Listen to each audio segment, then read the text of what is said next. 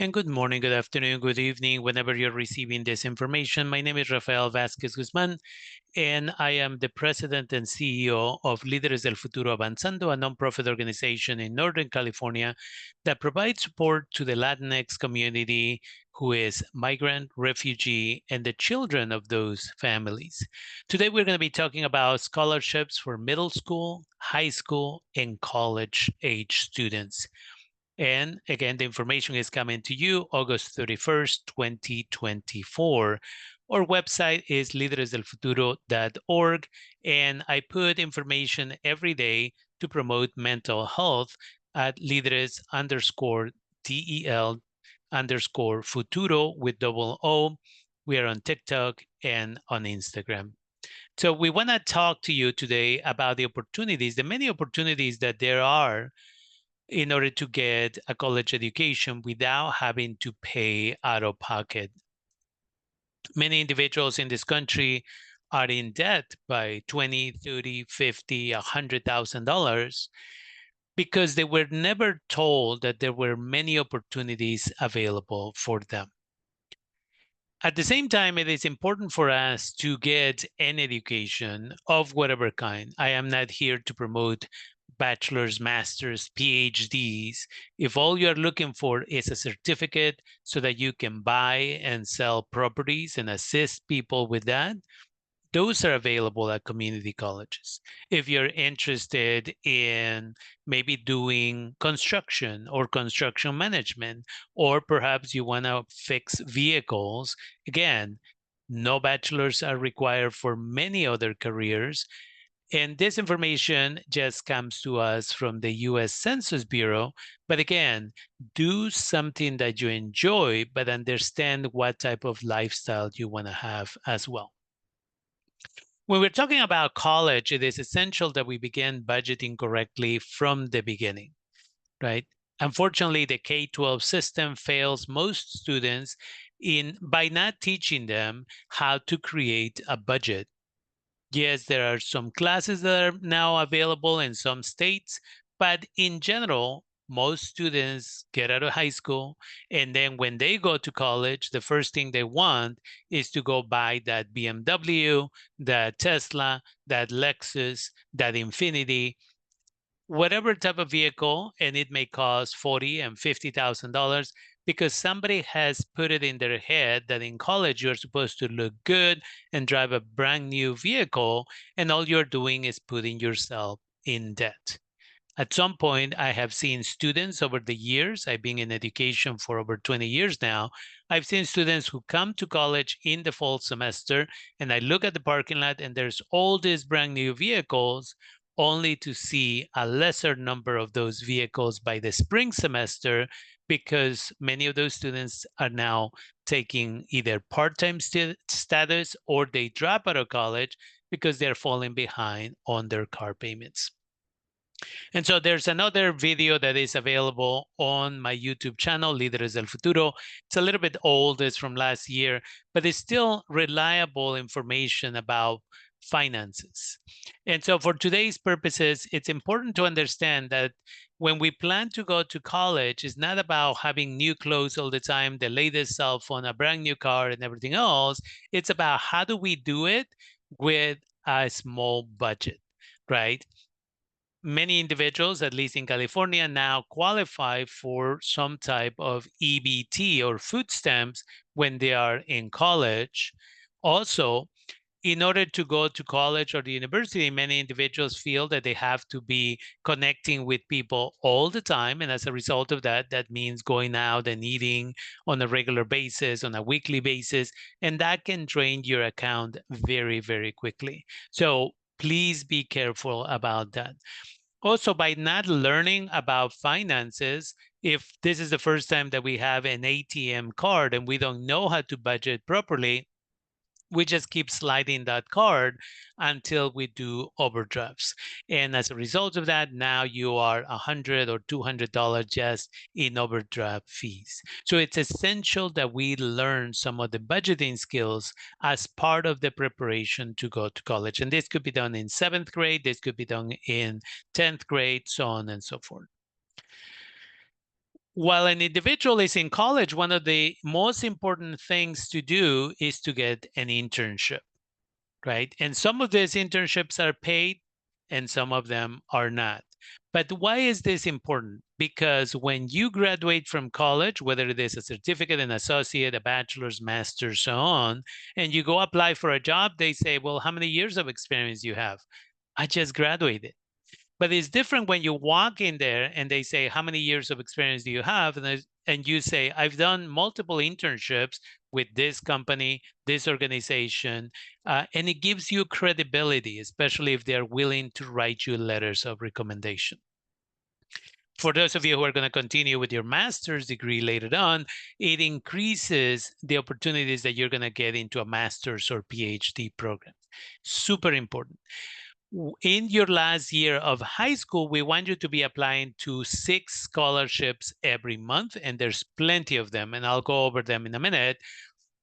But when you're in college, we want you to apply to 3 and perhaps 4 every month so that there's always money coming in. You're not going to get every scholarship, but if you get 1 every month, that may be $500 or $5,000, right? So it's really important for you to keep that in mind. And a part-time job. And this is where, if you are a US citizen, resident, or have DACA or something of the kind, you should get a job on campus. It opens the doors for you, and it's easier for you to go from working a couple of hours, going to a class, coming back and working there. You don't have to worry about parking. You don't have to be worrying about, oh, I'm getting out of class. Now I have to drive 20, 30 minutes to get to my job. And on-campus employment typically will work around your class schedule. So it's really important to do that. And then avoiding scams. It's really essential that, again, for those of you who are high school students on your last year, this is the time that you start getting emails and texts and everything else that is going to say, hey, let us help you with scholarships. Again, while I respect that some people have private businesses that teach you this and support you with this, there are some scams out there where they're going to want to charge your credit card or your parents' credit card immediately and then not offer you anything. And so most of the information, most of the scholarships out there are free and available to everybody. So why should you have to pay? Now, focusing on California for a minute, because we don't know where this video may make it, hopefully in many places, but in California now, there is a new law called AB 19, which says if you graduate from a California high school and you go directly into a community college in California, we have 115, 116 of them, and you are going to be attending immediately after graduation, and you're going to be a full-time student, your classes will be free for the first 2 years as long as you do well in your classes. AB 19, therefore, at a community college will save you about $1,286 for a full year, and this can be renewable for a second year. So this is one of the many reasons that you should continue with your education after high school. And again, if somebody says, we don't have money for college, here's an opportunity. Your state wants you to get educated. And they don't care if eventually you're going to go for a master's or a bachelor's. They just want you to get educated because we need more educated individuals in our society. So just keep that in mind. And then at universities, state universities, CSUs, like Sonoma State, Sacramento State, Chico State, for example, the average cost is about $8,000 a year just for the classes. Again, the cost is completely different, community colleges to universities, and there's no guarantee that you're going to get the funding. And so it's important for us that you are aware of this. If you apply for FAFSA, which we'll talk about in a minute, you might get your classes paid for, but again, not everybody qualifies. And so it's important to talk about the community college in this conversation.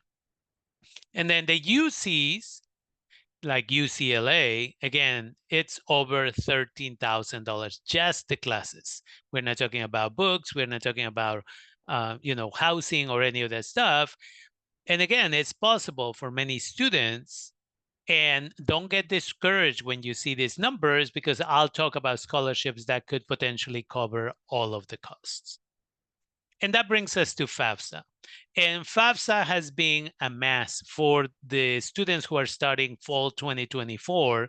In fact, I'm the executive director of Líderes del Futuro Avanzando, the CEO. But when I'm not doing this, I am also a full-time professor at Santa Rosa Junior College. And just this week, the second week of classes, I had 5 students who added into my classes because they finally found out that they were not going to have the funding to go to the university directly. And so they came back to Santa Rosa Junior College. And I'm sure there's hundreds of students who will come back. And this is because FAFSA was ordered to start taking applications later in the year. So instead of October, it was December, and it was a new form, and it just made everything more complicated. To a certain degree, we have to ask ourselves who benefits of making sure that a certain number of the population didn't go to college. And this is why it's important for us that you're aware that your community college is also there. And so please go to the FAFSA.gov website so you can become familiar with the 2025-2026. At this moment, again, there's a way for you to be checking out on a regular basis so that as soon as the opportunity opens up, you will be able to apply. What will you need?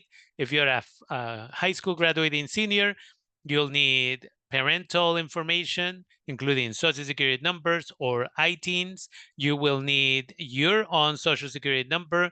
FAFSA is only for US citizens, residents, and those who have the T1 visa or have been approved for asylum. And so you'll need that information and more. Please visit fafsa.gov and learn about what you're going to need so that you get it done as soon as possible. And then in California, we have the California DREAM Act. So you can go to the website caldreamact.org.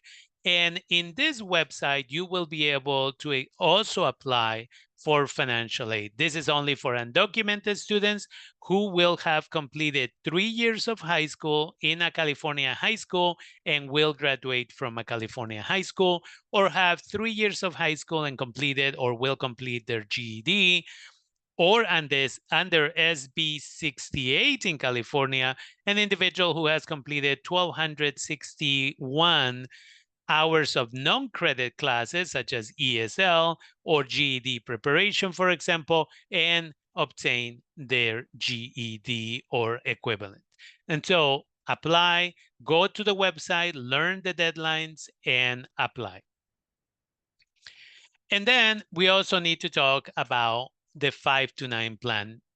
If you're a high school graduating senior, you say, well, this doesn't apply to me. If you're a college student, you say it doesn't apply to me. If you're in 7th grade, this is the time that you talk to your parents about 529.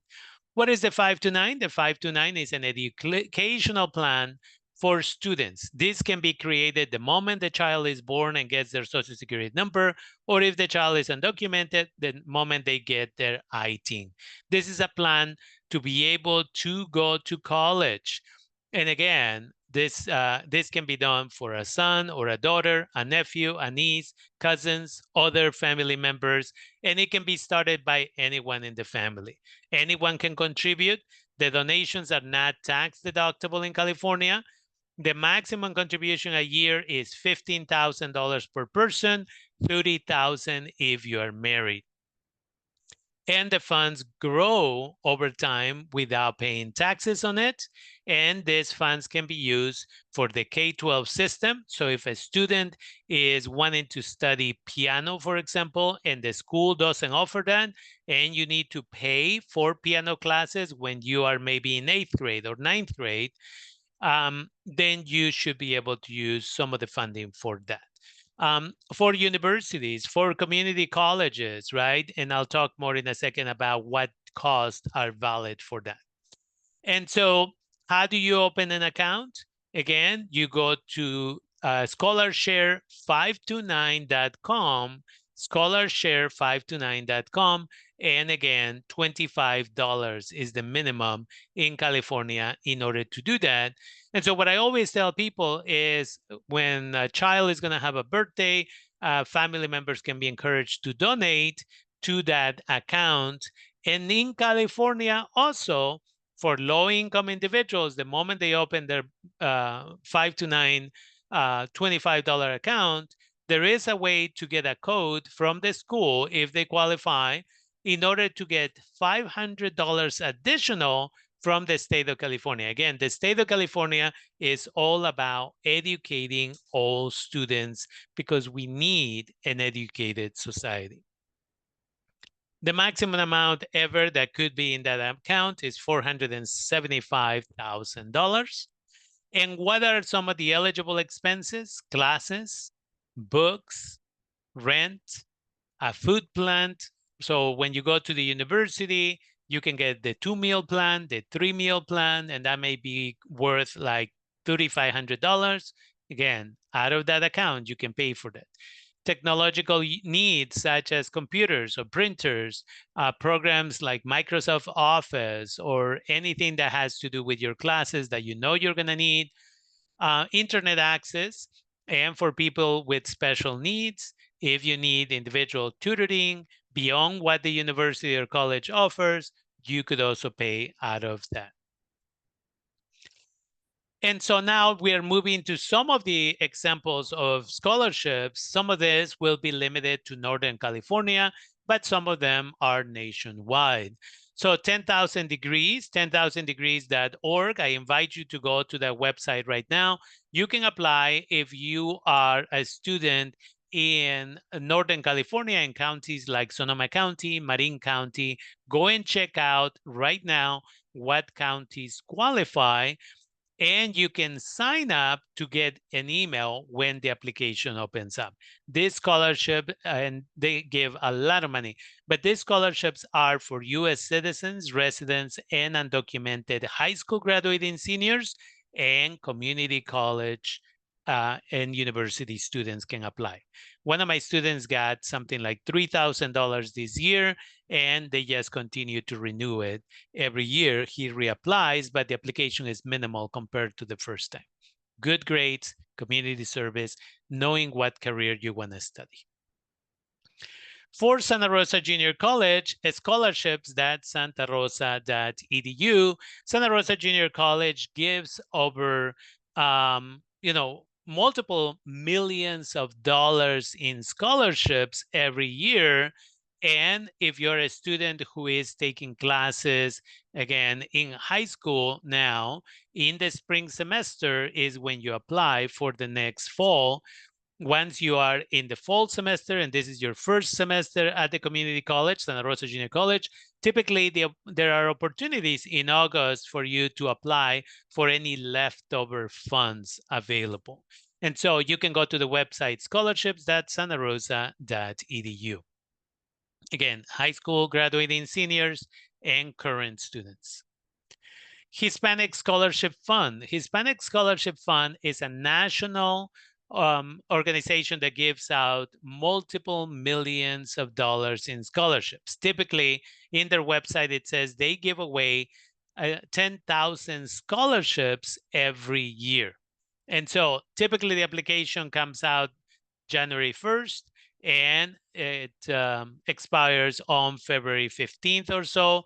Again, it changes a little bit every year. Go to the website. They also have a way for you to sign up so that they can send you an email when they're ready to start opening the scholarship application.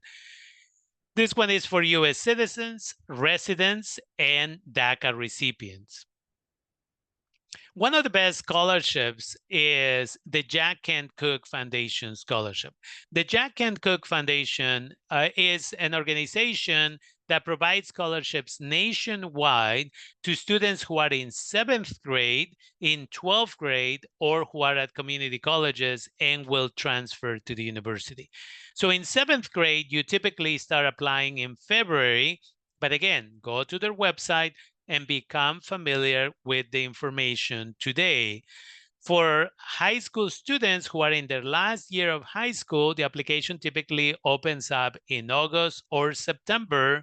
So if you are a senior right now at a high school, this is the time to go check it out. If you are a student who's going to transfer to a university next year in the fall, if you're a community college and you're going to transfer to university, please make sure to go right away and see when it will open up. So there are 3 opportunities for you to apply for this scholarship. For those who are graduating high school and those who are already at community colleges and will transfer in a year, the amount has gone up from $40,000 to $55,000 a year. For 7th graders, again, you typically apply in the spring, and they will not give you that much money, but they will support you starting 8th grade and on. If you are somebody who is into music or computer programming and there's no programs locally, they will support you by getting you whatever training is needed. And then when you get to 12th grade, that's when you apply for the college university grant. And so this is important. This is one of the best scholarship opportunities. You can be a US citizen, resident, or undocumented. This is a beautiful opportunity for you. And this says you no longer have a reason to say, I cannot afford college. Good grades, community service is what they're looking for here. The Chicana Latina organization is a foundation that has existed for many years now, and it changes depending how much money they have. But in the past, sometimes they have even offered 45 scholarships of $1,500 each. And so the Chicana Latina Foundation has all that funding available. And so you are invited to go check out their website. Typically, their application comes out in the spring semester. You can be US citizen, resident, or undocumented. It's only for some counties in Northern California.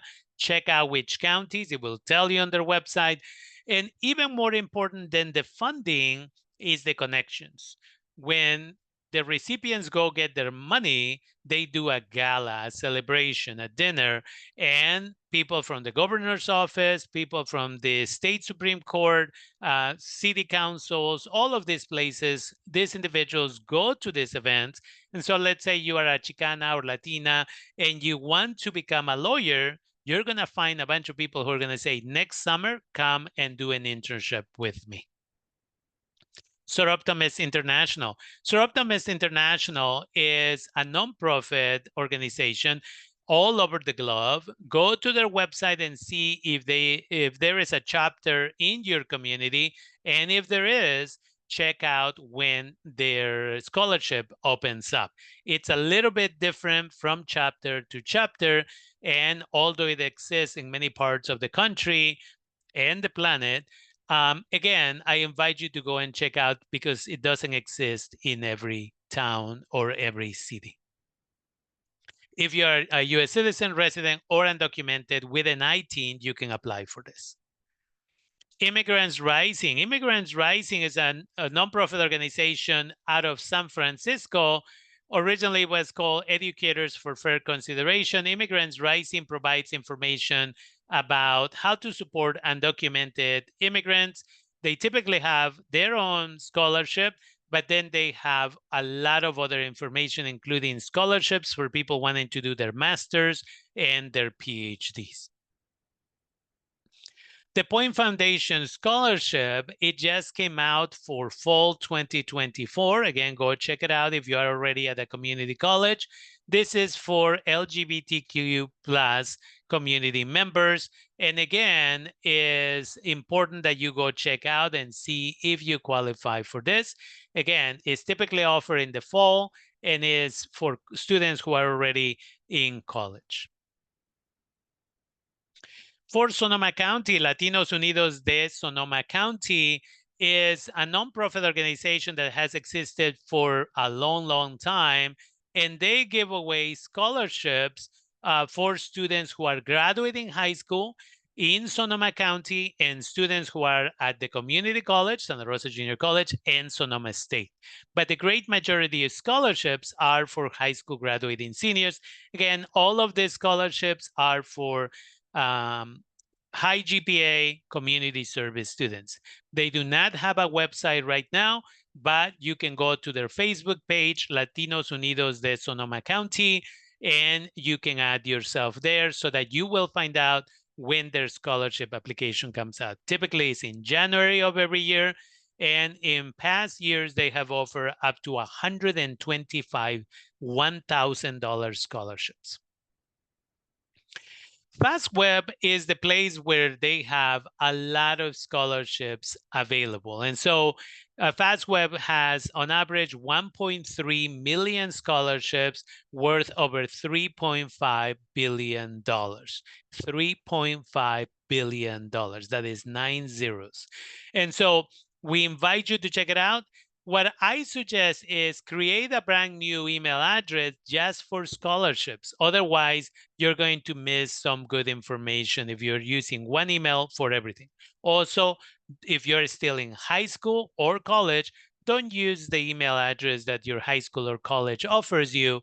Create another type of email, because at some point when you graduate high school, you lose access to that email address typically.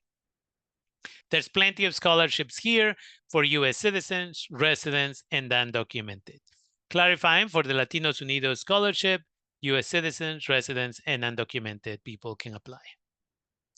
The Gates Scholarship, this one is open right now and expires September 15th for high school graduating seniors only, anywhere in this country, who are U.S. citizens. Again, most high schools will not tell you about this wonderful scholarship that can give you up to $60,000 a year for 4 to 5 years.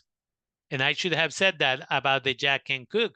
Jack and Cook can give it to you for 4 years to 5 years if you're a high school graduate, the senior, and you go to the university, $55,000 a year for 4 to 5 years. If you're transferring from the community college to the university, they would give it to you for 2 more years.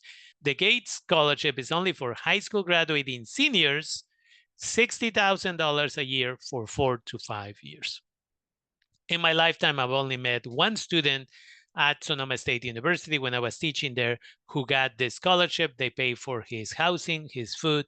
They even require him to go back to LA 3 times a year, and they would pay the plane ticket, because for them, it was essential that he stay connected with his family. And then Líderes del Futuro is our nonprofit organization, and our website, lideresdelfuturo.org. And again, we have multiple scholarships. Typically, they come out in the spring and they expire in August. Some of them expire in August. We have the Mike Garcia Scholarship for undocumented students. We have the Leo Jimenez Carreño Scholarship for graduating high school seniors with or without status. We have the Robert Lotero Scholarship for people who are going to study to be teachers or to be lawyers. We have the Dr. Maria Hess Scholarship for future therapists, which are psychology majors. And we have the Enma Guzman Silva for future doctors. Again, that scholarship is also available there. And so check out our website. And at this moment, some of our DACA students, 8 of them, have written a book called The Journey of DACA Students Living in the United States. And also on our website, you will find an interview I did with some of the authors. Continuing or back at the Community Colleges of California, EOPS, Extended Opportunities Programs and Services, is a program that was created by students who demanded that their government work for them in the 1960s. And EOPS just completed 50 years of service. Over 2.7 million people have been able to go and get certificates, associates, or transfer to the universities thanks to this program. Low-income individuals, U.S. citizens, residents, and AB 540 students, again, those who attended 3 years of high school and graduated high school in California, or the other criteria that I gave for that. And then add CSUs and UCs, these are state universities in California. EOP, the Educational Opportunity Program, also provides services to low-income students, U.S. citizen residents, and AB 540 students. And with that, we're going to move quickly to key items for scholarships. Don't just apply randomly to all scholarships, but make sure that you meet the basic criteria. Otherwise, you're going to get frustrated that you're applying to a bunch of scholarships and you do not get any funding. 2, make sure that you submit the application completed. 3, make sure that many of these scholarships will require letters of recommendation, that you do not wait until a week before you turn in your application in order to request a letter of recommendation from a teacher or somebody else. You want to request a letter of recommendation at least 2 months before you apply to a bunch of scholarships to give people enough time to sit down and write something that is going to be beneficial to you. Sometimes when you put pressure on a faculty member, a teacher, a professor, and you say, hey, can you get me a letter of recommendation? And they want to be supportive, they are overwhelmed a lot of the time because they have too much work. And then you drop this, they may just put something together that may not be taken serious by the people who are reading the application. Give them time. 2, ask them to not make it specifically for one scholarship. Tell them, be honest, I'm going to be applying every month for 6 or 4 scholarships. And would it be possible to reuse the same letter multiple times? If they say yes, just make sure they don't put the specific scholarship, and that way you can use it for up to 6 months. And stay in contact with the person. So how are things going with the application? Well, this is what's happening. I've gotten a couple of rejections. I've gotten this, that. Stay in contact. In high school and college, you want to have at least one professor, one teacher, or 2 who will be your mentors, who will support you. And so make sure you identify those people right away. It doesn't matter, and I'm just going to be honest here, it doesn't matter if the janitor is your mentor, right? You just want to be supported by somebody who will always be there for you. And I say this because when I was a community college student, I had a good support system, but the janitor was the person that often was most supportive. And guess what? A year ago, that janitor was my student in my class. And it was an honor and a privilege to have that woman in my classroom, because when I was a college student, she supported me. She always asked, how's everything going? Are you ready to transfer? How much longer? Right? And I could go on, but it's important that you connect with somebody. It could be the president of the community college or university. It could be the janitor. It could be anyone, right? Because those people will write you letters because they truly believe in you. Watch out for the deadline. You want to submit the application to any scholarship 2 weeks before it is due. You do not want to wait until the last second.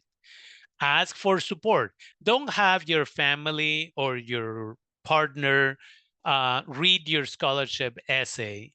Have somebody who's going to be more honest, because these people don't want to hurt your feelings, perhaps. Again, find somebody, and don't just throw it on somebody the night before. Say, hey, can I give you this? And maybe 4 days later, can I come and pick it up? That's how you do it. It's about being disciplined. It's about being mature. Because in college, it's about maturity, right? Which makes a lot of brand new graduates afraid, because now they have to grow up and be disciplined in the classroom. And while many students do well, there are some students that have a hard time. And then again, make or write an essay that is going to be making a strong impression, and it's going to separate you from the other 10, 50, or 100 applicants. And then I always say, think local and then global, which means apply for the scholarships in your high school, in your community college, and then go global with some of the other scholarships. When we're writing our essay, we want to think for a while. We want to brainstorm just like you did in your English classes. You want to write something original. Don't go online and have ChatGPT write you an essay, because anybody can verify if you wrote it or not. There are other systems. At the community college system, when a student writes an essay for me, I grab that essay, scan it, and then run it via a GPT detector. And if I find that the student violated the regulations of plagiarism, then that student could be disciplined. The same thing, if somebody catches you just grabbing something from the web and misusing it, you just lost all trust with that scholarship organization, and they might even publicly report that. Tell a good story. Develop a theme, and I'll give you a couple of examples. Know your audience.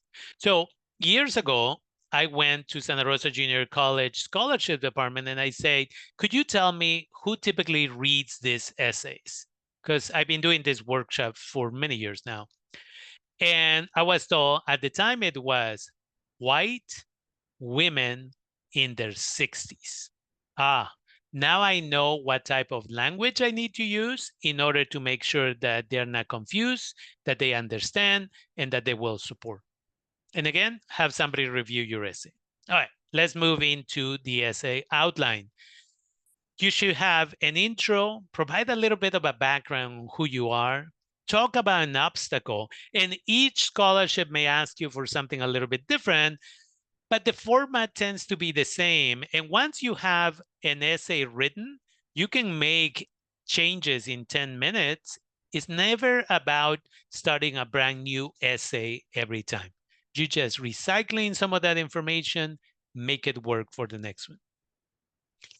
When you talk about the obstacle, don't just focus on the obstacle, but focus on how you overcame that obstacle. And I'll give you examples. Skills, unique skills that you have that sets you, from other people. You are really good at music or whatever. And I'll give examples of all of this. Educational goals, meaning why are you going to college? Community service. Everybody should be doing community service, not because it's required for graduation. Those hours don't count, it's a requirement. It should come out of you. And I'll talk about what doesn't qualify as community service in a minute. Why are you pursuing this degree? Why do you need money? And the closing of the essay every time. So let's get started. An introduction, right? You need to catch the attention of the reader in 1 to 2 sentences. And here are a couple of examples. I have of late been thinking about numbers quite a lot, the number 1 in particular, right? And now I'm thinking about the number 1 and want to know what this person is talking about. That's the beginning of an essay for a student that was accepted to Harvard University. Somebody else wrote, visiting hours are from 3 to 4 and 6 to 8. The room was dimly lit, and whatever light did shine, it did so sparingly. When I do this workshop in the classroom, I always ask, where do you think they are? And most people think the person is in a hospital. No, this is a student who went to visit their dad at a prison. And so that's the beginning, but I'm still wondering, so tell me more. And then 3, uproot a tree and replant it, chances are very high that the tree will have difficulty surviving. Obviously, the person is not talking about a tree, it's talking about somebody who migrated from one country to another. This person was accepted to Brown University. When we're talking about the background, again, what are you willing to share? Maybe that you're an immigrant or a refugee, maybe that you were born here from parents who were immigrants or refugees. Maybe the fact that for whatever reason you are monolingual, or perhaps you are quadrilingual and languages come naturally to you. Maybe you come from a single parent household. Maybe you have 4 siblings and you're the oldest and you're trying to set an example. Or maybe you are the 3rd child in 5 siblings and the other 2 couldn't go to college because your mom was a single mom. and they went to work right after high school, but you're being given the privilege to go to college. Talk to us about your ethnicity, perhaps. Some scholarships are specifically looking for that. What was your parents' educational level? Have you traveled outside this country? Right? So give us something that you're comfortable sharing and that maybe share in a public setting. When we talk about obstacles, again, don't waste too much time on the obstacle, but focus most of the time on how you overcame it. For example, one of the things that I always talk about is learning a language. I myself, I'm a refugee who came to this country. And again, not knowing a single word of English, my professor in high school, one of them took me out of class with 5 other students and said, you're never going to graduate high school because you're not learning English fast enough. So we're going to send you to woodshop classes, right? So I went to woodshop classes. One other of the 6 of us started kind of a friendly competition. And a year later, I was in AP English. Again, that's the story, right? There's the obstacle, then there is how did we achieve it? Maybe poverty or illness, right? So come up with something and how did you achieve that? And then when we talk about skills and qualities, what is unique? Maybe again, you're bilingual and maybe you speak another language that is an indigenous language that is quickly disappearing and you have this gift. Maybe you're really good at computer programming and you taught yourself when you were 10. Maybe you're really good at drawing or painting. And maybe you're really good at, again, social skills, such as giving presentations. And maybe you have awards for your poetry reading and writing, right? So what sets you apart from everybody else? And that brings us to the educational goal. What is it that you want to do? And don't limit yourself. This is the space to dream. I'm going to attend a community college right after high school and then transfer to, let's say, UC Berkeley. And from there, I'm going to apply, and after I get my bachelor's, to do my JD, my Juris Doctorate, to become an attorney. And then, right, I'm going to focus on immigration law or criminal justice, whatever the situation is, right? Or I'm going directly to UCLA and eventually I'll apply and want to become a medical doctor. Dream big. Doesn't matter what people say. Oh, you're never going to make it. Oh, it's too difficult. That's okay. Thank you for letting me know that it's difficult. I'm going to surround myself by people who are going to support me.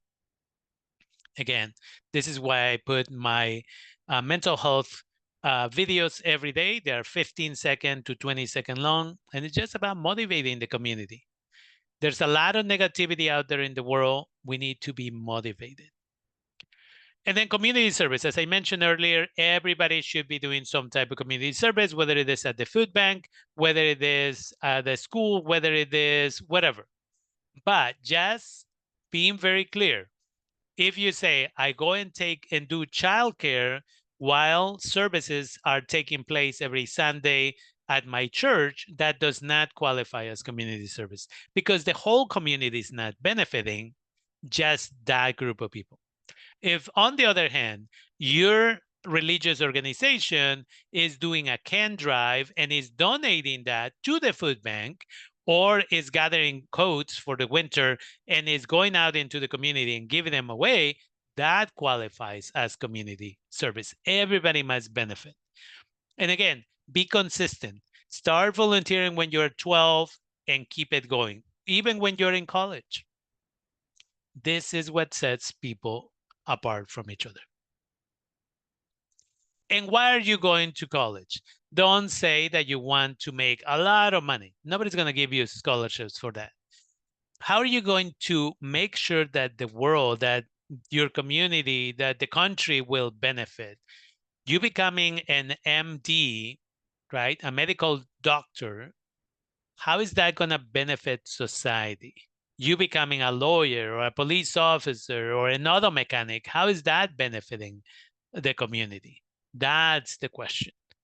I've had many Latinx students, especially females, over the years who've always said, "Oh, I want to be a nurse." Oh, yeah, why? Oh, because my mom got pregnant and she wanted to be a nurse, so I want to do it for her. Well, that's her dream. What is your dream, right? Super important.